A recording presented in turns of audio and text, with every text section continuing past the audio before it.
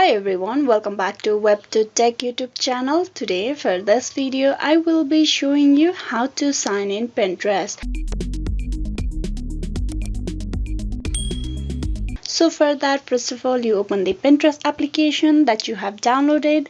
This will direct you to the sign in page of Pinterest. Now to sign in, you have the option to sign in with email, Facebook and Google. If you tap on continue with Facebook, continue with Google, you will be easily logged in into the Pinterest account of yours with just one tap. But here we're going to go through the email process. So type in the email address of yours. Once you have typed in, you tap on continue and below you provide the password.